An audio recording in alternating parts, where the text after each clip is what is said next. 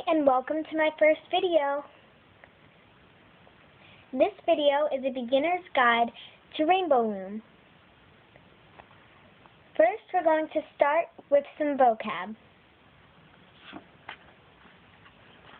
The first word is press.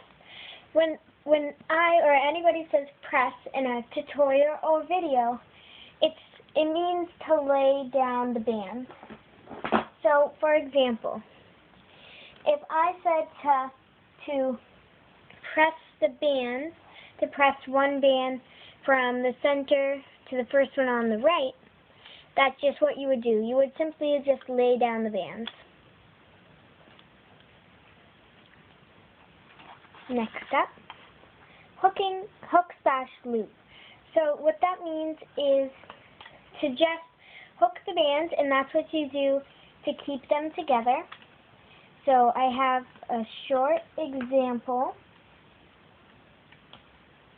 So this is like a little single with the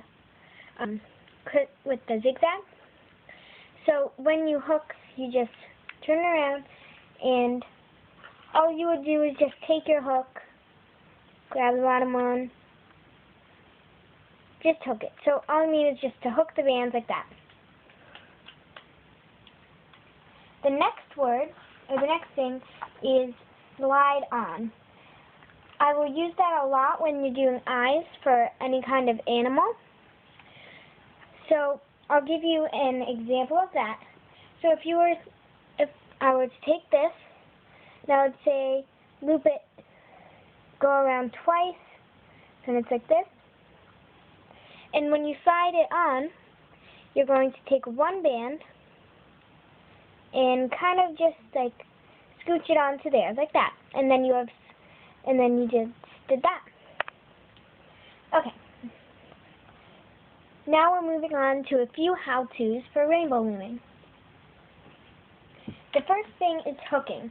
So we kind of saw that in the first one. So when you hook, you always use your rainbow loom or crochet hook. I'm using a crochet hook because my rainbow loom hook actually broke, and crochet hooks are stronger, but when you're starting out, it's sometimes easier to use a rainbow loom hook because this has like it goes up straight. Okay, so here's the example. So say you laid the bands for a single, and if you want to hook it, what you're going to do is flip that around just like this, reach under, grab the very bottom band, and then hook it to the next one. Simple like that. So just one more time. Reach under, grab the bottom band, and simply hook it to the next one. And then to finish it off, you would reach under, grab the bottom band, and hook it to the next one. Hooking is always the same. When I first started out with rainbow looming, that's something that I got confused on. When you hook the bands, it's always the same way of hooking, but sometimes you just might hook in a different direction or with a different amount of bands. So you always hook the same way that you would hook a single. Next, cap bands. So to make a cap band, usually you just take one single band, sometimes you'll have to do more, and you'll either twist once and you would get 2 loops, or twist twice to get 3 loops, 3 times to get 4 loops, and that's usually the farthest that you would go, because you usually don't need to go any farther, or that would be really tight. So that's how you make a cap band, and this is how you would press one. So normally it would just be like a 3 loop cap band, so it's 1, 2, 3 right there. And to put on a cap band, to press it on, you would take the cap band and pull it with your finger, And you can also make cap bands on your fingers, but sometimes it's just easier for the hook. And if you wanted to put it right here, you would just slide it right on. And that's an easy way to make a cap band. Next is tying off. So I'll get the example ready for this as I explain. You have to do tying off a lot when you're making charms. But in the example, I'll just do it with a single, like if you were to be making like something with a single and you wanted to tie it off. When you tie things off, you do not need a C-clip. That's why it's used for charms. Okay, so I have my example ready here.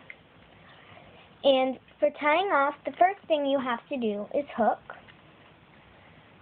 So tying off happens at the very end, usually at the end of a charm. You don't usually have to do it for an actual bracelet, but for charms you have to. But for just demonstrating, since I don't have a charm made or anything, I'm just going to show you with this. Okay, so for tying off, you don't tie off here because this is already secure. It's not going to come out. Where you would tie off is here, where the bracelet or charm could come undone. So what you do is you reach under, then you grab one more band, just like that, and then pull it under, like that, and then you put the other end right on there. But you're not done yet.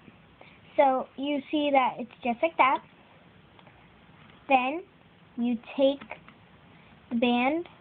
I usually choose the one that's in the back and go over the other one like that. And oops, sorry, to put that back on. And then just pull it so it's nice and tight. And that's kind of the way that you make a knot, kind of, that ties it off. So then, when you take it off, you just go like this. And then there you go, you tied it off so you could hang this up somewhere, and you usually won't do this for a single. That's just for the purpose of the demonstration. So then it would be like that. Okay, next. Hooking with the cap band. When you hook with a cap band, it's just like hooking without a cap band, and it's just, I guess you could say that it is a little bit more difficult because you have to reach under more bands, and a lot of times you would use a cap band when you want all of the bands to be hooked. If you notice when we were doing the single, not all of the bands were hooked. There was that one band that was already secure. So, say I had a bracelet like this. I was trying to make a single. Then you would make your cap band. Gonna do a 2-loop cap band. And just like I said before, you would press it on there. Just like that. Then you would turn your loom around just like you would when hooking without a cap band. And this time, you reach under the cap band, grab the bottom band, and hold down the cap band so it doesn't come off. And then you hook it to the next one. So then that cap band is still there. You can see it right there. And that's what was your cap band, except you hooked under it. So that keeps the cap band in, and all of your bands are able to be hooked. Then you would continue on, just like you would if there wasn't a cap band. It's the same thing. Okay, next, clips. There are 2 kinds of clips. There are these. These are S-clips. And I'm going to take one out for you.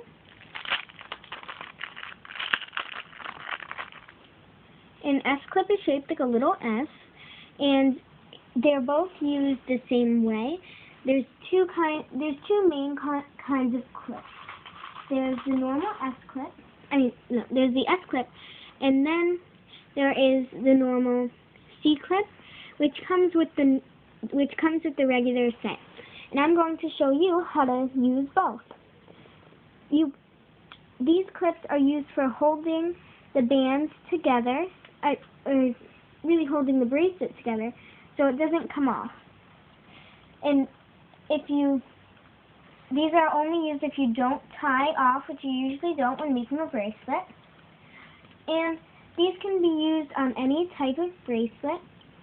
The S clip and the C clip do the same thing. They're just in different shapes, and sometimes if you're doing a thicker bracelet, you might want to use an S clip so both ends are separate. Okay, so when you're using a C or S clip, you would have this already hooked. So then, you would take it off like this, pull it right off that loom, and that's when your clips come in. Because if you want to wear this, it has to be clipped. So, first, first we're going to do it with the C clip. So put the C clip just like this, and then put the other side like that. And that is how you would use a C clip. Now I'm going to take this off, and we are going to use the S clip. So taking it off, you just go like that, and easily take it right off, hold on to it so it doesn't come undone. And you can decide which kind of clip works best for you. I like both.